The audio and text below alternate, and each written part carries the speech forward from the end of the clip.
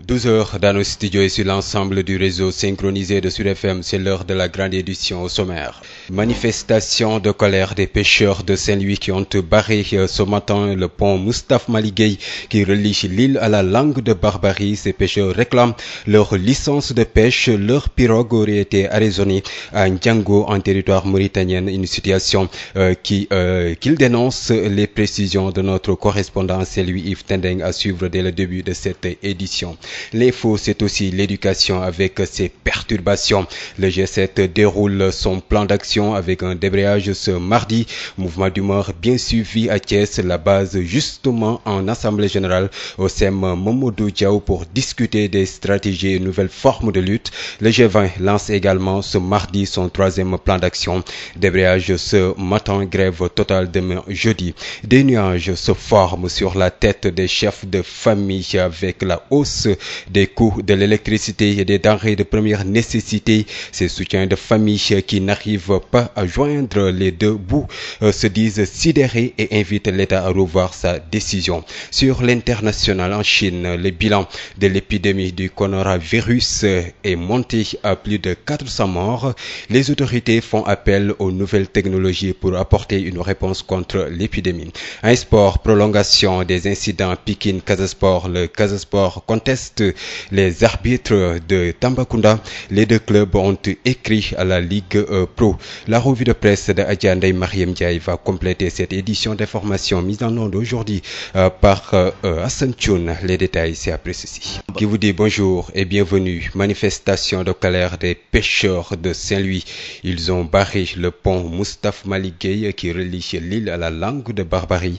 Les pêcheurs réclament leur licence de pêche. Des pirogues auraient été arraisonnées en territoire mauritanien, plus précisément à Ndiango. Bonjour Yves Tendeng.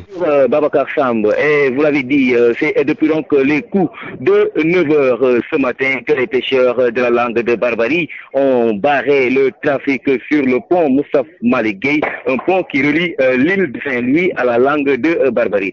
Et au moment où nous vous parlons, c'est toujours des jets de pierre et des tirs de grenades lacrymogènes entre pêcheurs et forces de l'ordre qui s'affrontent rudement. À l'origine donc de cette colère des pêcheurs, le retard donc dans la livraison des licences, notamment le retard dans le renouvellement de leur licence de pêche, des licences dont ils devaient recevoir depuis le 1er janvier dernier, mais jusque-là rien du tout. C'est du moins donc la promesse qui leur avait été faite par les sénégalaises. Ces dernières avaient signé dernièrement des accords de pêche avec les autorités de la Mauritanie pour donc un total de 400 licences de pêche. Mais ces licences tardent toujours à être renouvelées. Une situation qui paralyse beaucoup leur activité de pêche ici au niveau donc à Saint-Louis, mais notamment au niveau des côtes mauritaniennes. Cependant, les affrontements se poursuivent ici au niveau du pont Moustapha Malick Guèye où se sont positionnés les éléments de la police après qu'ils aient repoussé les pêcheurs manifestants. Lesquels pêcheurs ont donc eu à blesser 2 policiers déjà évacués à l'hôpital régional de Saint-Louis. Voilà donc ce qu'on peut retenir par rapport à cette manifestation des pêcheurs de la langue de Barbarie qui se poursuit toujours. Une manifestation donc contre le retard dans le renouvellement de leur licence de pêche, mais aussi contre l'arraisonnement de quelques de leurs pirogues au niveau de Ndiago par les autorités mauritaniennes. Babacar Sambo.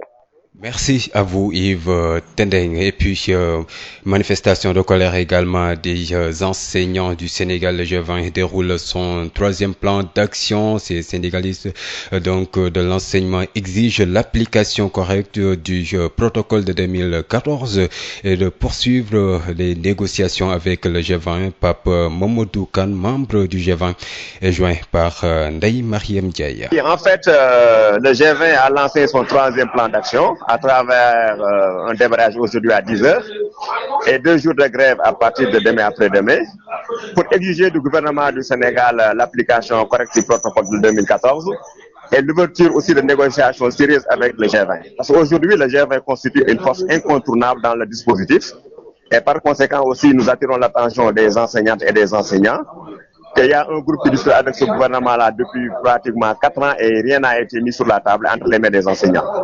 Donc, pour vous dire que c'est l'échec total au niveau du gouvernement et du G7. Parlons toujours de ces perturbations notées dans l'école sénégalaise. Le G7 déroule également son plan d'action, un débrayage ce mardi, mouvement d'humeur bien suivi à Thiès. La base est justement en assemblée générale au SEM Mamadou Diaw pour discuter des stratégies et nouvelles formes de lutte, n'est-ce pas, Babacar Ndaw? Oui, bonjour Babacar Samb, vous l'avez dit, la force de frappe du G7 n'est plus démontré ici au niveau de Thiès. Ils l'ont encore démontré, le G7. Donc depuis 10 heures, des perturbations sérieuses sont notées sur le système scolaire ici à Thiès, mais surtout au niveau du moyen secondaire. Et d'ailleurs, le plan d'action se poursuit demain pour une grève totale. Mais pour l'instant, la base s'est repliée ici au niveau du collège pour évaluer, mais surtout définir de nouvelles stratégies de lutte. Nous sommes avec Ibrahim Koumbata, donc membre du G7. M. Koumbata, dites-nous, apparemment, vous n'avez pas noté une grande évolution depuis le premier plan d'action. Aujourd'hui, qu'est-ce qu'on peut retenir et quelles sont les stratégies de lutte à mettre en œuvre? Voilà, très bien, M. Babacar. Nous vous remercions. Nous sommes vraiment très déçus. Nous pensons que notre marche nationale qu'on avait organisée à Dakar, que le gouvernement sénégalais allait prendre le problème à bras le corps, convoquer des négociations sérieuses pour essayer de trouver des réponses. Finalement, ils ont joué au dilatoire. Tout ce qu'ils nous ont promis, ce sont des promesses. Alors que nous demandons aucune autre augmentation, pas d'augmentation de salaire. Tout ce que nous réclamons, c'est vraiment qu'on respecte les accords. Mais ces accords-là ne sont pas encore respectés. Et surtout les lenteurs administratives qui plombent, qui tuent les enseignants. Ils nous doivent énormément d'argent, ils ne nous le donnent pas. Tout ce qui a été fait, tout ce qui a été paraphé, signé par l'État du Sénégal, qui se disait que ne signons jamais des accords qui ne sont pas réalisables et réalistes, tous les accords signés sont réalistes et réalisables, on doit les appliquer. Ils ne l'ont pas fait. C'est la raison pour laquelle aujourd'hui vous avez vu que les enseignants au niveau de Thiès ont montré leur mécontentement. Ils sont démoralisés, ils sont découragés. Donc ce n'est pas pour demain la fin du bras de fer. Non, parce que nous ne pouvons pas faire semblant. On ne peut plus faire semblant. On ne peut pas accepter que dans la même fonction publique sénégalaise, dans un même État qui se respecte, des travailleurs riches et des travailleurs pauvres. On ne peut pas l'accepter. Nous sommes tous des Sénégalais. C'est notre impôt qui sert à payer tout le monde. Nous ne demandons que la justice et l'équité. Merci. Ibrahim Babacar Samb, donc à l'instant Ibrahim Koumbata, au nom du G7, qui se réunit présentement au collège Mamadou Diaw, ex-Château d'eau de Thiès. Certainement, de nouvelles stratégies, une forme de lutte seront retenues à l'issue de cette Assemblée générale, même si c'est le niveau national qui va se charger de la prochaine étape de cette lutte. Juste rappeler que donc cette grève se poursuit demain sur toute l'étendue du territoire. Babacar Ndaw, Thiès pour Sud FM. Sud FM. Parlons de la journée mondiale de lutte contre le cancer célébrée ce mardi 4 février à Ziguinchor. Pas de service de chimiothérapie, encore moins de spécialistes. Les patients sont obligés de se déplacer à Dakar pour être pris en charge. Les détails avec vous, Ben Michel Kanfoudi. L'élément n'est pas encore disponible. Ben Michel Kanfoudi qui revient donc sur la situation au niveau de Ziguinchor. Pas de service de chimiothérapie, encore moins de spécialistes. Les patients sont obligés de se déplacer à Dakar pour être pris en charge. Nous parlons justement de la lutte contre le cancer célébrée ce 4 février, la journée mondiale. Ben Michel Kanfoudi. La prise en charge des malades du cancer est un véritable problème dans la région de Ziguinchor. Selon une source hospitalière, aucune structure sanitaire de la région ne dispose d'un service de chimiothérapie. Le dépistage des cancers est aussi un véritable casse-tête selon la même source qui indique que la plupart des patients présentant des symptômes de cancer sont référés à Dakar pour des examens plus approfondis.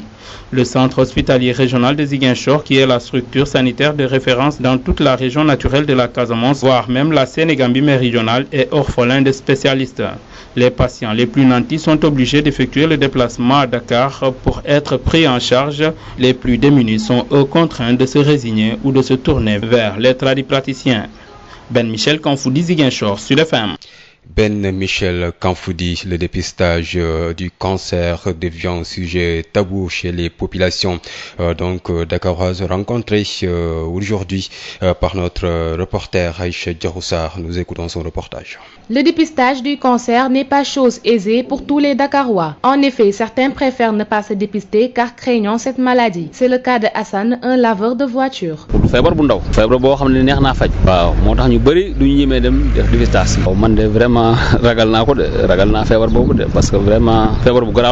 Cependant, d'autres renseignent qu'ils ont déjà eu à faire le dépistage du cancer. Oui, une fois, il y a maintenant 7 ou 8 ans de cela. Parce qu'il y a beaucoup de maladies qui circulent dans ce pays. L'humain doit se dépister pour voir sa santé. Pour Khadim, se dépister fréquemment du cancer est devenu une chose primordiale depuis qu'il a perdu 2 de ses proches qui étaient atteints du cancer. Actuellement, il y a beaucoup de cas de cancer là. Après leur décès, on dit qu'ils avaient le cancer. Surtout en ce moment, j'ai perdu 2 frères sur ce problème avec une sœur même. Oui, j'encourage les gens à le faire parce qu'actuellement, là, vraiment, c'est un phénomène, quoi. Le dépistage du cancer chez la plupart des Dakarois n'est pas spontané. Pour beaucoup, la peur et le manque d'informations constituent des obstacles au dépistage précoce du cancer. Aïcha Diaroussar, l'info, c'est aussi ces nuages qui se forment sur la tête des chefs de famille avec la hausse des prix de l'électricité et des denrées de première nécessité. Ces soutiens de famille qui n'arrivent pas à joindre les deux bouts se disent sidérés et invitent le gouvernement à revenir sur sa décision. C'est un reportage signé Fatoumata Diallo. La hausse du prix de l'électricité et des denrées de première nécessité, une situation qui dépasse les chefs de famille. La soixantaine dépasse. Youssou Diatta est un retraité. Il raconte les difficultés qu'il rencontre actuellement. Parce que quand on augmente l'électricité, c'est fini. Tout va flamber. Le riz, n'importe quoi, tout. Hein. Donc, ça se répercute sur la vie de tout le monde. Surtout nous, les retraités. On est fatigués. On a une pension, maigre pension. Là, hein. Donc, si on augmente l'électricité, on continue encore à nous amener en enfer. Croisée à Sacré-Cœur, l'air pressé, Madame Bokoum sollicite de l'État la diminution des prix pour qu'elle puisse subvenir aux besoins de sa progéniture. C'est difficile, mais on est obligé de faire avec. Je sollicite de l'État qu'il diminue le prix pour qu'on puisse subvenir aux besoins de nos enfants. D'après son analyse sur le fonctionnement du gouvernement, Ahmadou Diakhaté, professeur dans un institut, soutient que cette flambée est due aux dépenses effectuées lors de la dernière campagne électorale. Le gouvernement nous donne des choses par la main droite, il retire par la main gauche. Ça voudra dire que c'est en parfaite corrélation avec soi-disant augmentation des salaires. Derrière, on nous retire ça sous forme d'impôts et on augmente les prix de façon unilatérale. Alors l'autre élément aussi d'appréciation qu'il faudrait prendre, c'est qu'on constate que le gouvernement a énormément dépensé lors de la campagne électorale, qu'aujourd'hui l'État est en quasi-faillite, qu'il faudrait trouver des solutions pour refinancer l'économie sénégalaise. Et malheureusement, c'est le pauvre Sénégalais, petit employé qui est obligé de supporter ça. C'est vraiment dommage. Actuellement, beaucoup de produits sur le marché ont connu une hausse, une situation que les chefs de famille interrogés déplorent et invitent l'État à ce qu'il revoie son mode de fonctionnement. Fatoumata Diallo, focus sur le dialogue national, les travaux des différentes commissions du comité de pilotage du dialogue national se poursuivent. C'est au tour de la commission paix et sécurité d'élaborer les grandes lignes de ce qui sera le menu des discussions qu'elle va présenter lors de la journée de ce mercredi. Au menu des discussions, justement, l'état des lieux de la situation sécuritaire du pays, les défis sécuritaires et formuler également des propositions stratégiques. Les détails avec vous, Biram Diaye.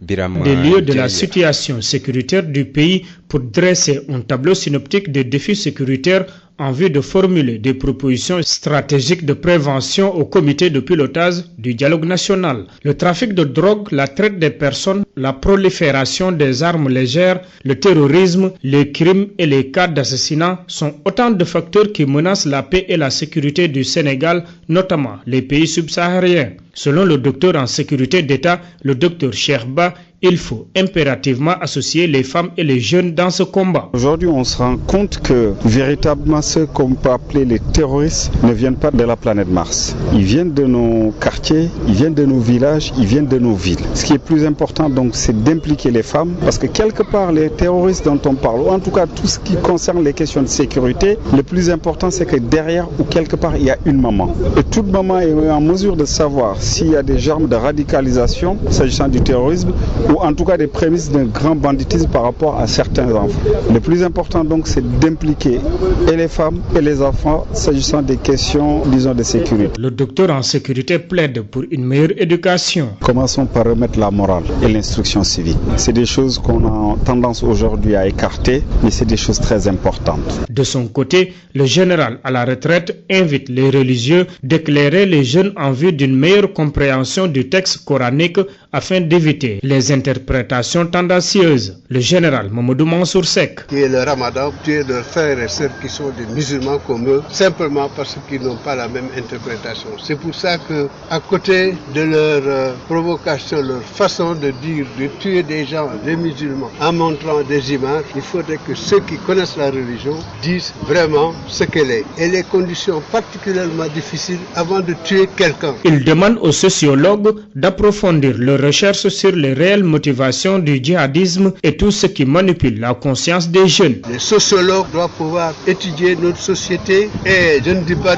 qu'ils sont des syndicalistes pour dire ce qui ne va pas, mais d'une manière objective et scientifique, dire qu'est-ce qui peut amener un enfant à être frustré et qu'un gosse qui a été radicalisé, qu'est-ce qu'il a amené, quel était son environnement social, familial, etc. qui peut l'amener à ça. La commission paix et sécurité est présidée par le général Mamadou Sow. Il faudra apporter des réponses concrètes face à la montée des exactions des djihadistes ou terroristes et même les meurtriers, puisque le président Macky Sall lui-même, lors de la 6e édition du Forum sur la paix et la sécurité en Afrique, à Dakar les 18 et 19 novembre 2019, mettait le doigt sur l'inefficacité du dispositif sécuritaire dans le Sahel. Sud International. Direction Chine, c'est pour parler du virus coronavirus. Le bilan monte à 425 morts après 64 nouveaux décès annoncés ce mardi par le gouvernement qui a admis des insuffisances dans sa réaction à la crise sanitaire. Les autorités chinoises ont fait état d'un besoin urgent de masques de protection et de matériel médical pour faire face à l'épidémie dont le nombre de morts se situe désormais largement au-delà de celui de SRAS qui avait tué 349 personnes en 2002 et 2003 face à un système hospitalier débordé. Cette métropole a accueilli hier lundi les premiers malades dans un nouvel hôpital construit en 10 jours. C'est une prouesse en pleine épidémie. Un hôpital de fortune construit en 10 jours accueille ses premiers groupes de patients à Wuhan avec l'ambition de soulager les établissements surchargés de la ville chinoise, berceau du nouveau coronavirus. Les Chinois se sont passionnés pour la construction de cette structure de 1000 lits. La télévision diffusait 24 heures sur 24 sur Internet les images des quelques 4000 ouvriers de l'armée de pelleteuses qui s'activaient sur ce chantier spectaculaire. Placée sous contrôle militaire, cette structure baptisée Hosheshan est l'un des 2 hôpitaux préfabriqués construits afin de soulager la pression sur les établissements hospitaliers de cette métropole de 11 millions d'habitants confrontés à un énorme afflux de patients. Un groupe de 50 personnes contaminées par la pneumonie virale a été acheminé ce mardi dans les locaux médicalisés de 34 000 m², a annoncé l'agence de presse Chine Nouvelle. La télévision publique a montré des patients équipés de masques qui descendaient d'ambulances rouges et blanches et prenaient place sur des chaises roulantes ou des civières avec l'aide de médecins en combinaison intégrale bleue. Plus meurtrière en Chine continentale que le SRAS, l'épidémie de pneumonie en cours a déjà fait 427 morts, en majorité dans la province du Hubei, centre dont Wuhan est la capitale, et plus de 20 582 infections confirmées. L'hôpital avait été confié dimanche à l'armée. Une équipe médicale militaire de 1400 personnes y travaille, dont certaines ont déjà participé à la lutte contre le SRAS et Ebola. Et puis en Guinée, c'est sans surprise, les législatives du 16 février ont été reportées au 1er mars selon un décret du président Alpha Condé lu lundi soir à la télévision. Plusieurs raisons plaident en faveur de ce report. Retenez, les principaux partis politiques de l'opposition avaient décidé de boycotter ce scrutin. 7 commissaires membres de la CENI ont été démis de leurs fonctions pour protester selon eux contre la gestion opaque du processus électoral. Une autre raison, l'implication des religieux qui ont demandé au gouvernement de suspendre l'organisation des élections législatives et puis jusqu'à ce que les parties prenantes au processus se retrouvent pour l'organisation d'élections justes, libres, crédibles, indépendantes et inclusives. Ce second report, les législatives en moins de 3 mois, met en évidence les difficultés de la CENI pour tenir son calendrier électoral, estime des observateurs. La Cour constitutionnelle de Malawi a annulé lundi les résultats de l'élection présidentielle de mai 2019. Motif avancé, mesdames et messieurs, les scrutins n'a été ni libre ni transparent. Le président Peter Mutharika avait été réélu pour un second mandat avec un peu plus de 38% des suffrages. L'opposition avait aussitôt saisi la justice et maintenu la pression en descendant dans la rue suite à des accusations de fraude. Et c'est avec vous, El Hadj Malick Ndiaye, bonjour. Bonjour, Babacar, l'actualité sportive que nous ouvrons par les prolongations des incidents du match Pikine-Casa Sport. Comptant pour la 8e journée de la Ligue 1, les deux équipes ont saisi la Ligue professionnelle pour donner leur version des faits. Le Casa Sport est allé loin. Il a saisi la commission centrale des arbitres pour récuser les arbitres de Tambacounda. Siaka Bodian est le secrétaire général du Casa Sport. On l'écoute. Oui, d'abord pour la Ligue Pro, c'est dans l'ordre normal des choses. Après des incidents comme ceux qui sont produits le dimanche dernier à Pékin, il faudrait que le Casa Sport relate sa version des faits pour que la Ligue Pro en ait également conscience. Parce que ce qui se passe, c'est que c'est les acteurs du match qui interviennent pour donner leur version des faits et c'est ce qui justifie évidemment cette correspondance que nous allons adresser dès aujourd'hui à l'Insania du football professionnel pour relater notre version des faits et montrer ce qui s'est réellement passé par rapport à dimanche.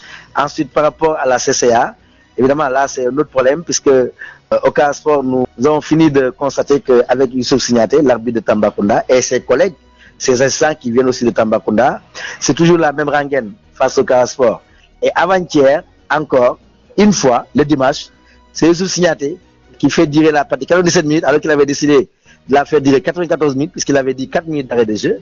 Il fait jouer 7 minutes d'arrêt de jeu, siffle un penalty contre le Casa Sport sur une faute de main, certes évidente du défenseur Casa Sport, mais une faute de main qui aurait pu ne jamais être sifflée puisque le ballon avait ricoché dans un premier temps sur le bras du joueur de l'AS Pikine. Mais il fait fi de tout cela, il siffle un penalty, donc fait subir au Casa Sport 2 injustices pratiquement au même moment. Le temps additionnel qui prolonge de manière inconsidérée et sans raison valable et le penalty qu'il siffle alors qu'auparavant il aurait pu siffler faute pour le Casa Sport. Donc pour ces raisons-là, cette deuxième correspondance-là adressée à la CCA sous le couvert de la Ligue sénégalaise de football, c'est pour récuser tout bonnement Youssouf Signaté et les arbitres de la CRA de Tambacounda des matchs du Casa Sport.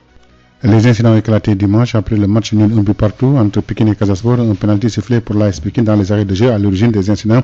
Des blessés ont été notés de part et d'autre. Au football, toujours en France, la 23e journée de la Ligue 1 débute ce mardi avec Lille-Rennes, Monaco-Angers et Nantes-PSG. Cette journée sera bouclée demain mercredi en Espagne.